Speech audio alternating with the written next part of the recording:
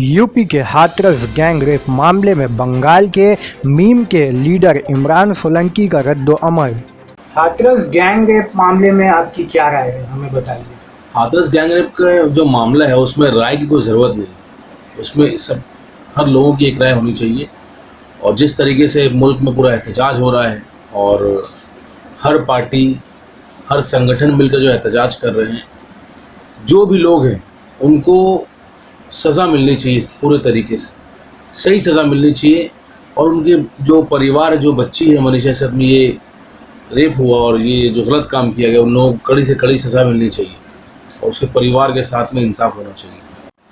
आप लोगों ने इस ताल्लुक से अभी तक कोई तहरीक नहीं चलाई है।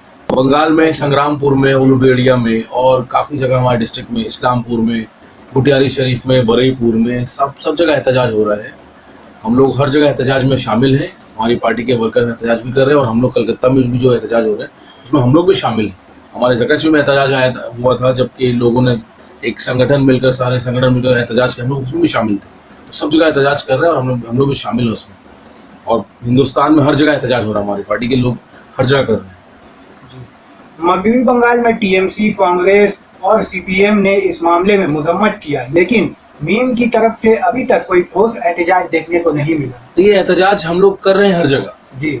अब ये अलग बात है कि हमारी पार्टी को मीडिया कवरेज नहीं है। कांग्रेस को मिलता है, सीपीएम को मिलता है, टीएमसी को मिलता है, हमारी पार्टी को मीडिया कवरेज नहीं देती है।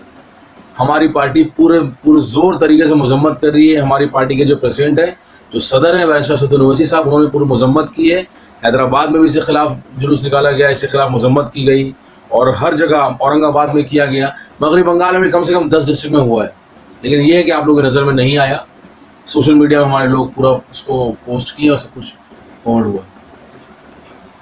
एक तरफ असदुद्दीन ओवैसी का कहना है कि मगरबी बंगाल में उनकी पार्टी इलेक्शन में उम्मीदवार उतारेगी, लेकिन जमीनी हकीकत ये है कि अभी तक पार्टी की कोई एक्टिविटी जो है वो दिखाई नहीं दे रही। देखिए, आप एक्टिविटी पार्टी की जो देख रहे हैं, अभी कल की बात बताऊं मैं, कल फिरहाद हकीम का एक न्यूज़ था, कैलकाटा न्यूज़ में चल रहा था कि फिरहाद हकीम ने करीब 20-25 लोगों को झंडा दिया टीएमसी का।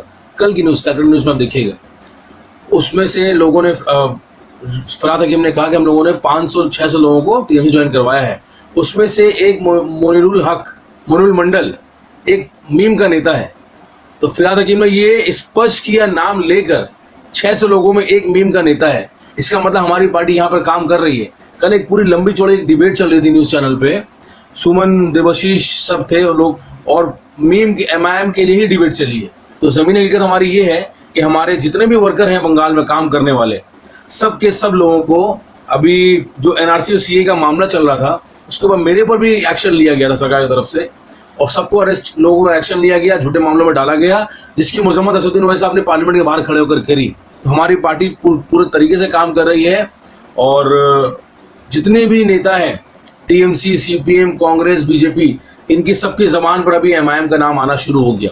अगर आप देखेंगे, जब फिरहाद हकीम आकर यहाँ पे वार्ड नंबर 39 में खड़े होकर आवाज़ लगाते हैं और बोलते हैं कि मीम जो है, जो वोट काटती है, वो आ रही है, वो लड़ रही है, तो यही सब बात इल्ज़ाम लगाना शुरू कर दिए हैं लोग।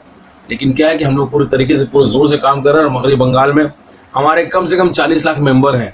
जिस दिन असदुद्दीन ओवैसी साहब बिहार का इलेक्शन खत्म होगा, उसके बाद जब यहाँ पर पार्टी कमेटी बनेगी, तो आप लोग पूरे तौर पर पूरे बंगाल में देखेंगे मीम के लोगों का, कार्यकर्ताओं का हुजूम इंशाल्लाह। हमारा आखिरी सवाल ये है कि मीम को बीजेपी का बी टीम क्यों कहा जाता है? दूसरी पार्टियां कहती हैं कि जहां बीजेपी कमजोर पड़ती है वहां मीम को उतार दिया जाता है। उस ताल्लुक से आपकी क्या राय है? ममता बनर्जी अगर बीजेपी की एजेंट हमें कहती है तो इसका जवाब देने वाले मैं एक सवाल करूंगा। ममता बनर्जी जो वक़फ़ की जो हमारी संपत्ति है, उस संपत्ति का क्यों हिसाब नहीं रखती है, क्यों हिसाब नहीं देती है वक़फ़ बोर्ड का?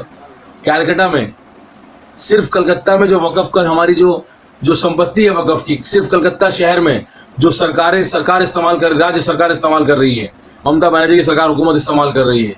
अगर वो जो सरकारी आंकड़ा है, जो सरकार ने उसका जो एक भाड़ा फिक्स किया है, अगर उस हिसाब से अगर भी लिया जाए तो कम से कम 300 करोड़ महीने के होंगे, कम से कम।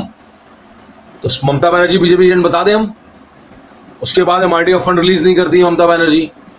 ETV کا سروے آتا ہے 1.5 سال پہلے کا سروے ہے ETV اردو کا, وہ لوگ بولتے ہیں کہ بنگال میں 10 میں سے 9 بھکاری جو ہے مسلمان ہیں, بھیک مانگنے والے.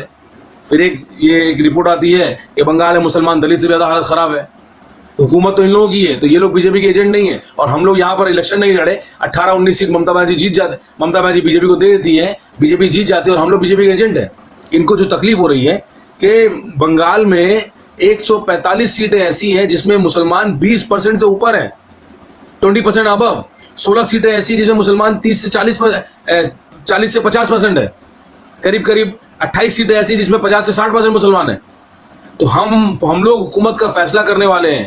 جہاں ہم فیصلہ کرتے ہیں وہاں فیصلہ کریں گے, اور انشاءاللہ جہاں حکومت بنانے کی طاقت رکھیں گے وہاں حکومت بنائیں گے. تو ابھی یہ جو راجنیتی ہے نا ووٹ کاٹنے کی, اور یہ مسلمانوں کو سیکولرزم کا نام کا چولا پہنا کر ووٹ لینے کی, وہ ختم ہو جائے گی. اسدالدین اویسی صاحب آئیں گے تو ان کی روزی روٹی بند ہو جائے گی انشاءاللہ. بنگال میں ہم لوگ ابھی چناؤ ابھی انشاءاللہ 2021 میں صاحب نے کہا ہے, اور ہم لوگ اگر لڑیں گے الیکشن تو پورے طاقت سے لڑیں گے. اس کے بعد انشاءاللہ کچھ سیٹیں بھی آئیں گی اور ہم حکومت بھی بنائیں گے اللہ چاہے تو انشاءاللہ.